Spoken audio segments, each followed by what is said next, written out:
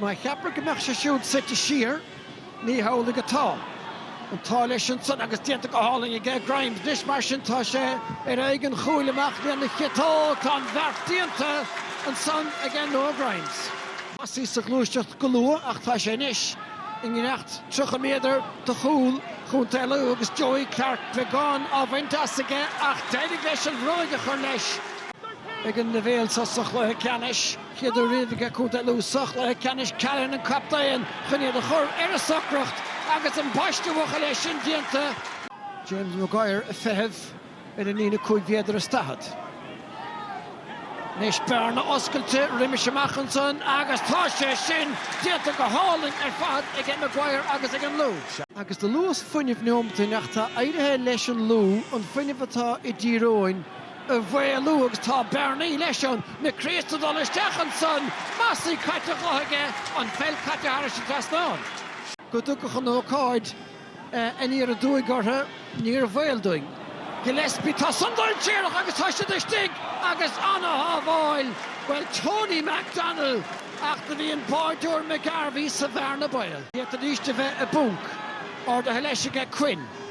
Tas coise eile Stacharí Grimes an fel fachtaige tuigeann an cosatóir Reid gur fearr leis an chetóig ach tá Buaicphointí Grimes agus tá cool fachtaige nó Grimes. Agus an costly an Ceannais far agus a ríis Díreach mar rin sios a clic leach Ceannais fásáil sí an líomhóid Steach sa líntán agus dog sí nach gur deisir bí ag cosantóir an Lú.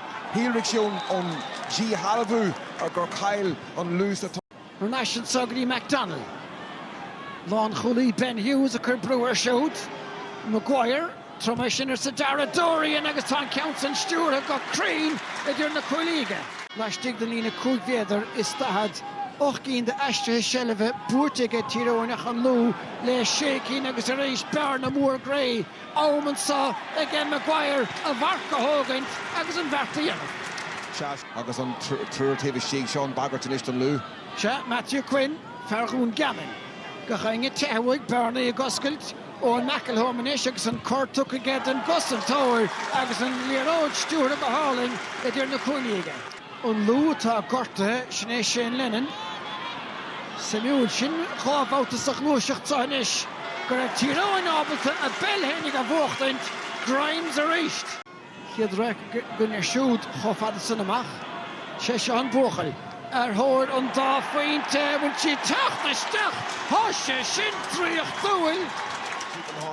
Maisteach ag Lárna Park agus maisteach ag os cóna cúil cumá. Eos nis cén freagrathag é Tyrone. Keelan Donnelly dulchan cín. Caite siar a gceisiúd an stíl leis giúil Allingson ag Conor O'Neill agus Painter. Se bhís rá na tá sa chun nó marrán a ggéileach tá Bail Coolan sa nó Grimes agus bhfuil a chabad a dalamh an scill de chinibh sé guaimid hénig. Agus dúsáid mar an focail socracht Sean Temple dóibh an prab a thóg sé agus ríis just cés go soccars bhí sin ar an líróidir an talamh níor bhrostigh sé an deis cíntigh sé gur hapig sé agus béidir gur scór cinúnach í sin. Tá dó trí ag nó Grimes sa chéad le.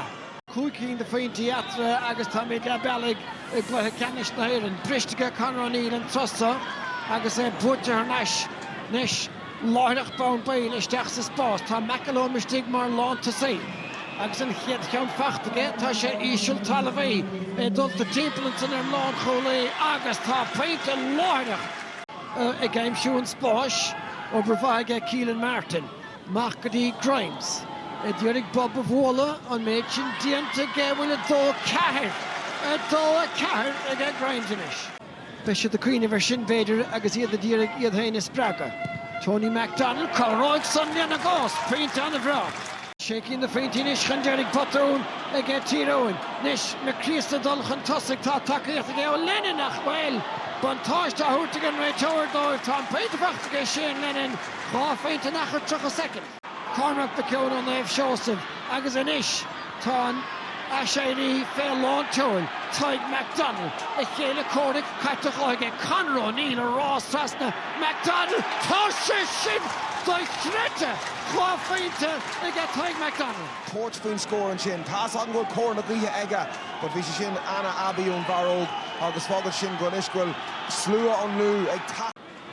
McElhone, ní dóilm gur bheith siúd an sprúcach, Bert Loch Vicrory, Ceannais Peile chéile nó Grimes, ná Haberlum, tá príomhte le fachtaige. Bheile na parke, ní mór ná gur chnag sin trasnáin, ach tá McElhone was cóir an chúil a féinte fachtaige, sin péinte cinneánach. Se chuin Liam Óg Massey, nis mar sin tá Liam Óg a dolisteach tá pass tucaige, agus tá tríú cúil, fachta ríist ag Ord McElhone. Aracan Sean pass feite aige, agus cumad sé ísio le. Pass oil sé an Louth Jackson angach, an pass crín og an Liam Óg Massey, agus na himróí is far, seasin siad suas nuair bhíon gálo, agus an amman gatar, Ord McElhone tá cúil agus gá cúling. Caelan Donnelly is tucha leistig ag tá tunadí fé brúansa, an luas aige Donnelly, agus í ardthe ag glóirtige, thar sé trasná.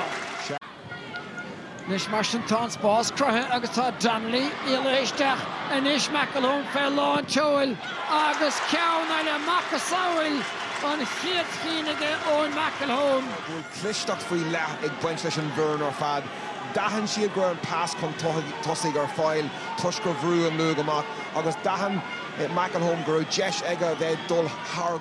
Ar feadh tréimh sí sa chiad le agus sa tarna le, ach Tyrone ní féidir iad sanna chimeád féilmróig ach tá péinte deasfachtan san ar heachtasteachta ag Dylan Shevlin. McDonald is taigh an trosa.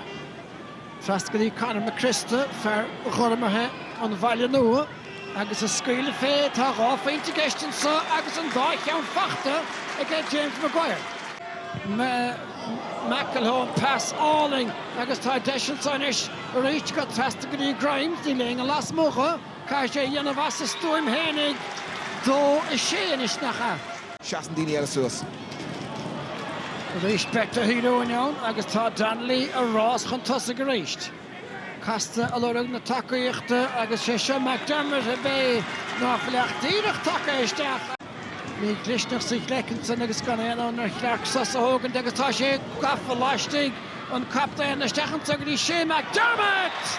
Roundsach buinte sa líontán ag seo. Agus an captain a Jim Joey Clark, daimsigh sé an céad cúlín ihe nocht, agus bhí páirt olmhór agus a cúil an sin. Más féidir sin pass a thuairt, gafa isteach sa trangalam, agus ní héan úntas an féile bheith bainte rá, agus ní éigechain an chréimh ná an corn a baint de híróin. And I want to now present the Tadhg O'Cleary Cup to their captain, Joey Clark.